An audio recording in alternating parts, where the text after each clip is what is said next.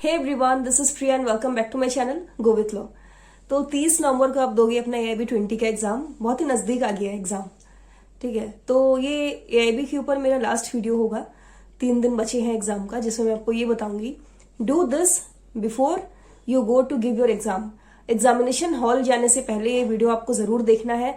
इस वीडियो को ज्यादा से ज्यादा शेयर कीजिए और इस वीडियो को, अगर आपको ये वीडियो अच्छा लगता है तो प्लीज वीडियो को लाइक करके जाइएगा और वीडियो को हाइप कीजिएगा, तभी ये वीडियो सर्च लिस्ट में ऊपर दिखेगा।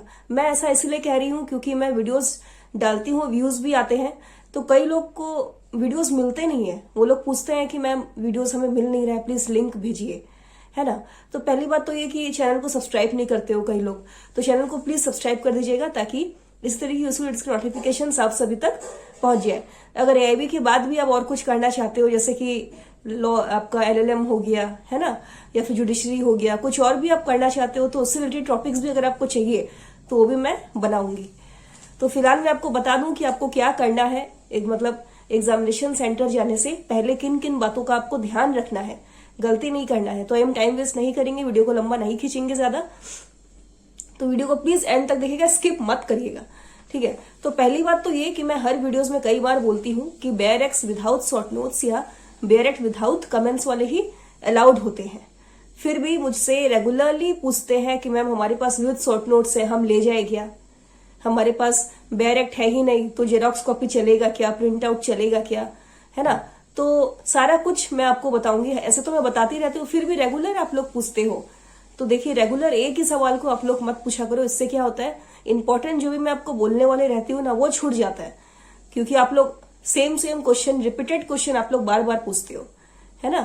तो आपको क्लियरली बता देती हूँ कि बेयर एक्ट आप लेके जा सकते हो, डिगलॉट बेयर एक्ट आप लेके जा सकते हो। Mark my words, bare act and diglot bare act. Diglot bare act जैसे कि Hindi English, English Gujarati, English Marathi, या इंग्लिश पंजाबी, या इंग्लिश मलयालम, है ना।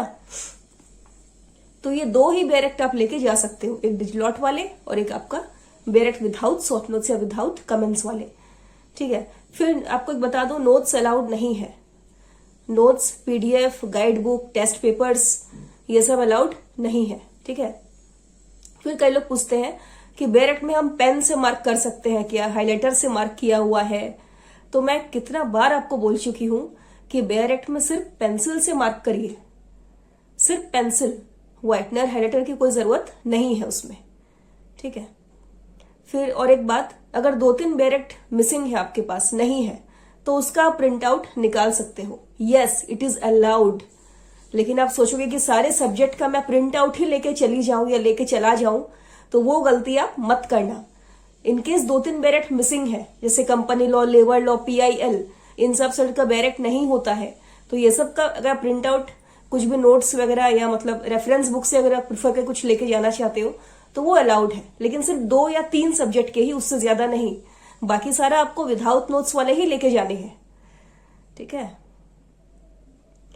तो जैसे कि मैंने आपको बोला कि बेयर एक्ट का प्रिंट आउट अलाउड है, लेकिन 2 या 3, सारा का सारा नहीं, ठीक है।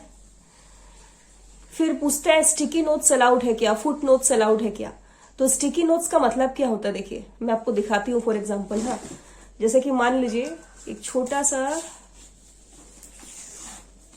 इसको हम कहते हैं स्टिकी नोट्स, ठीक है। मैं आपको दिखा रही हूँ, ये देखो आप, ये छोटे छोटे जो पर्ची हम बनाते हैं ना, छोटे छोटे पर्ची, इसमें आप नोट्स लिख देते हो, इंपॉर्टेंट, रिवीजन के टाइम में आसान होता है।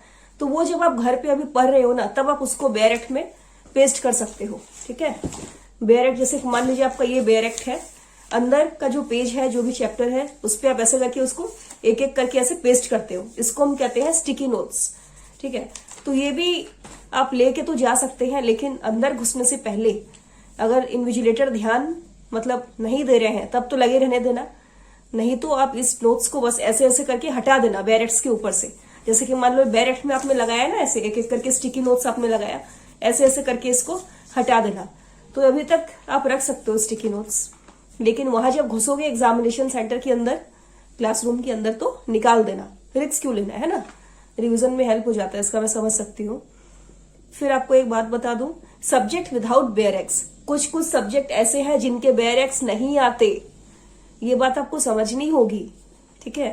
टॉट्स, लॉ ऑफ टॉट का कोई बेयर एक्ट नहीं आता है, PIL कोई बैरेक्ट नहीं होता है PIL का, है ना, क्योंकि PIL सिंगल लॉ से नहीं बनता, कई सारे लॉज से बनते हैं PIL, इसीलिए इसका नहीं आता है बैरेक्ट। फिर आता है आपका एडमिनिस्ट्रेटिव लॉ और लेबर लॉ।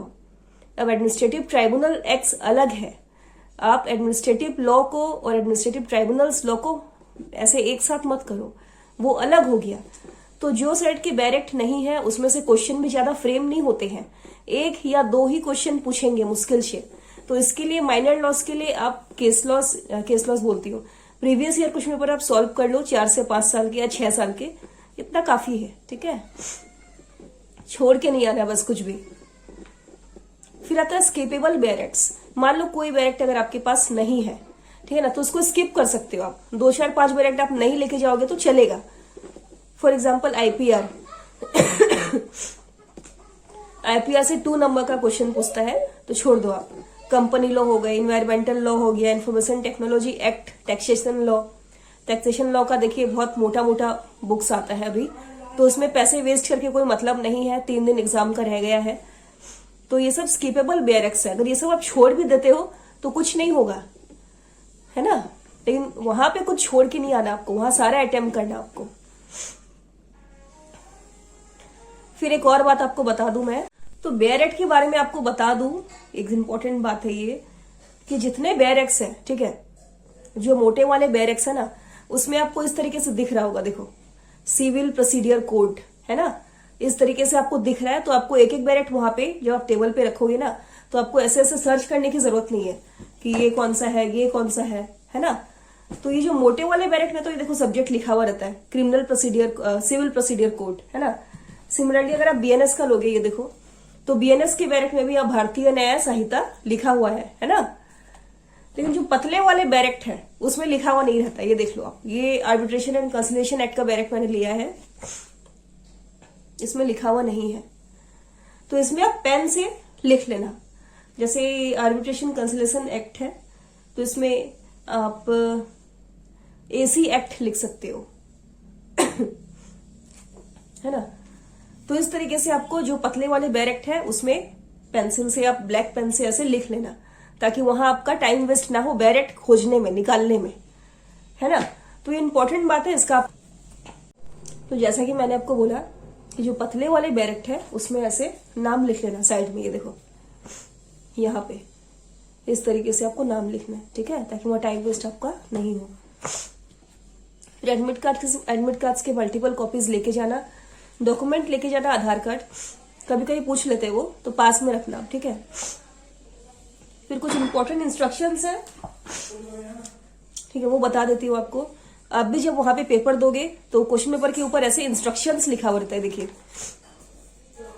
है ना, इंपॉर्टेंट इंस्ट्रक्शंस, तो इसको आपको अच्छे से पढ़ना है। वहां पे कुछ इंपॉर्टेंट इंस्ट्रक्शंस है, मैं बता देती हूँ आपको। There is no negative marking नहीं है, तो कुछ भी आपको छोड़ करके नहीं आना है, इस बात को आप ध्यान रखना, ठीक है। 3 घंटे का ही समय है, 3.5 घंटे का समय नहीं है। फिर रोल नंबर, सेट कोड, अपना नाम जो भी है आपका, उसको अच्छे से मेंशन करना, क्वेश्चन बुकलेट नंबर भी OMR शीट पे, ठीक है। उसमें अगर गलती हुआ तो डिस्क्वालिफाइड हो सकते हो आप, क्योंकि जो पेपर है ना AIB का, वो कोई इंसान चेक नहीं करता, वो मशीन में डलता है, फिर स्कैनिंग होके बाहर निकलता पूरा का पूरा, तब आपका रिजल्ट आता है डिस्क्वालिफाइड, पास या फेल, ठीक है। फिर देखिए इसमें भी लिखा हुआ कि bare acts without notes are allowed in case of unavailability of bare acts. चीजों को समझिए आप, इन केस ऑफ अनअवेलेबिलिटी का इस्तेमाल हुआ है यहाँ पे। इसका मतलब ये है कि वैसे तो बैरेक्स विदाउट नोट्स ही अलाउड है, लेकिन अगर आपके पास नहीं है ना, फॉर एग्जाम्पल अभी 3 दिन का समय है, तो ऐसे में आप कैसे खरीदोगे? अगर आपके पास है विद शॉर्ट नोट्स पहले से ही, तो अब उसी को लेके जाना, इसमें कोई दिक्कत वाली बात नहीं है, ठीक है। वो लोग मान जाएंगे, बस उन लोगों को आंसर देना कि हमें नहीं मिला, हमने बहुत खोजा और 3 दिन एग्जाम के रह गए थे, हमारे पास नहीं था, हमने बहुत कोशिश की, तो भी हम विद शॉर्ट नोट्स वाले ही ले आए। फिर आता है कोई भी इलेक्ट्रॉनिक डिवाइस अलाउड नहीं है एग्जामिनेशन हॉल के अंदर। एनालॉग वॉच अलाउड है, ये लोग पूछते हैं कि मैम स्मार्ट वॉच अलाउड नहीं है, एनालॉग वॉच अलाउड है क्या? अलाउड है, ठीक है। स्मार्ट वॉच मत पहनना, यूट्यूब से रिलेटेड जो आपका ये ब्लूटूथ से रिलेटेड जो भी है, ब्लूटूथ से जो रिलेटेड करके पहनते हैं ना कनेक्शन के साथ, वैसा कोई भी इलेक्ट्रॉनिक गैजेट्स आप मत लेके जाना अंदर। मोबाइल फोन्स, ये सब लैपटॉप, स्मार्टफोन्स कुछ अलाउड नहीं है। मोबाइल फोन लेके जाते हो तो स्विच ऑफ करके अंदर में रखना उसको। अगर आप कोई भी इलेक्ट्रॉनिक डिवाइस लेके जाते हो तो आप डिस्क्वालीफाइड हो जाओगे, ठीक है, इस बात का याद रखना आपको। ओएमआर शीट का जो कलर है फिलअप करने का वो रहेगा ब्लू और black. Ink pen, gel pen, red pen avoid करना। व्हाइटनर का इस्तेमाल मत करना। साफ साफ लिखा है, अगर आप व्हाइटनर का इस्तेमाल करते हो या ब्लेड से इस्तेमाल करते हो, कुछ भी आपका पेपर ऐसे ओएमआर शीट से फट जाता है हाथ से, गलती से कुछ भी गलती से आप लिखा जाता है उसमें पेन से, है ना, कितना बार हम कुछ सोच रहे होते हैं तो पेन हमारा चल जाता है अपने आप। तो ये सब गलती आप मत करना, व्हाइटनर का इस्तेमाल मत करना, नहीं तो डिस्क्वालीफाइड हो जाएगा आपका, ठीक है। Do not make any stray marks और टीयर द ओएमआर शीट। जैसे कि मैंने बोला कि ओएमआर शीट को फाड़ना नहीं है, कोई मार्क्स उसमें मत बनाना आप गलती से भी। It will lead to disqualification, ये सारे इंस्ट्रक्शंस में लिखा हुआ है। Candidate must follow the instruction strictly as mentioned on the answer sheet. आपको जब वो आंसर शीट देंगे ना तो उसको प्लीज अच्छे से फिलअप करना ओएमआर शीट को, ठीक है। Candidates should fill the question booklet, set code and roll number and all other necessary information correctly on the answer sheet. Any errors or omissions in these entries will lead to the direct rejection of the answer sheet. मैं बार बार आपको बोलती हूँ, है ना, बार बार मैं आपको बोलती हूँ कि ओएमआर शीट का प्रैक्टिस करो, कैसे फिलअप करते हैं वो देखो, how to fill up OMR sheet, कई सारे वीडियोस बना चुकी हूँ मैं, वो आप देखो। तो इस पे गलती मत करना आप। देखो एआईबी पास करना कोई कठिन एग्जाम नहीं है, मैं हर वीडियो में बोलती हूँ। सारे के सारे बैरक लेके जाओ, ओएमआर कैसे फील करता है ये आपको आना चाहिए। 3 घंटे में सारा सॉल्व करो, कुछ भी छोड़ करके नहीं आना है। और बैरक से आंसर कैसे खोजते हैं ये आपको आना चाहिए। इतना ही करना आपको बस। 40 से 50 नंबर आप इजीली उठा सकते हो। और बाकी जो रहेगा जैसे केस लॉस, कई लोग पूछते हैं मैम केस लॉस का क्या करें, तो आजकल केस लॉस ज्यादा वो लोग पूछते नहीं है। 20, 30, 50 केस लॉस आप प्रिपेयर कर लो गूगल से निकाल के, top cases, top landmark judgement, है ना, तो इतना काफी रहता है। बेकार में इतना टेंशन मत लो आप। हाँ, इलस्ट्रेशन बेस्ड, एग्जाम्पल बेस्ड पूछते हैं वो, तो वो कंसेप्चुअल बेस्ड हो गया, उसके लिए आपका कंसेप्ट क्लियर होना पड़ेगा। देखो सारा का सारा चीज आपको बैरक में डायरेक्टली नहीं मिलेगा, है ना, तो थोड़ा सा मेहनत भी करना होगा आपको, थोड़ा सा एफर्ट्स लगाने होंगे। तो आई होप आपको समझ में आ गया होगा आपको क्या करना है क्या नहीं करना है, ठीक है।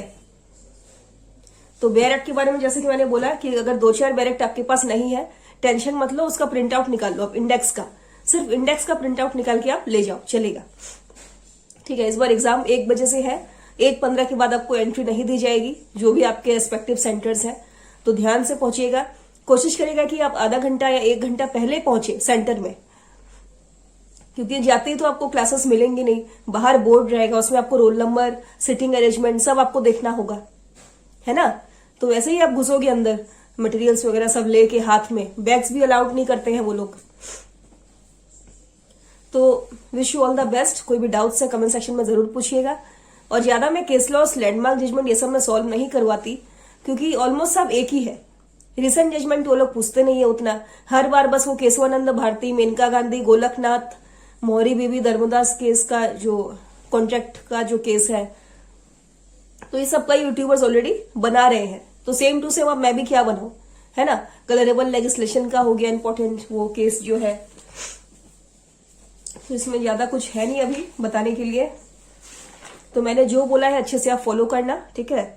3 घंटे का समय रहेगा, जो आता है उसको पहले करना, जो नहीं आता है उसको बाद में करना, उसमें टाइम वेस्ट नहीं करना आपको। और अपना हेल्थ अच्छा रखना, क्योंकि you have to stay fit, motivated रहना है, डरना नहीं है। फालतू की बातों में विश्वास मत करो कि 10 लोग क्या बोल रहे हैं, डरा रहे हैं, छोड़ दो। आपको अपना बेस्ट देना, बस ये बात आप अपने दिमाग में बिठा लो, ठीक है। तो फिर मिलेंगे हम 30 तारीख के बाद। मुझे जरूर बताइएगा कि आपका एआईबी का पेपर कैसा गया। तो कोई डाउट्स है तो कमेंट सेक्शन में पूछिएगा। I hope you guys are doing good. Video पसंद आया तो प्लीज वीडियो को ज्यादा से ज्यादा लाइक कीजिएगा, शेयर कीजिएगा। तो मिलते हैं फिर अगली वीडियो में बहुत जल्द। Bye bye, take care everyone, good night.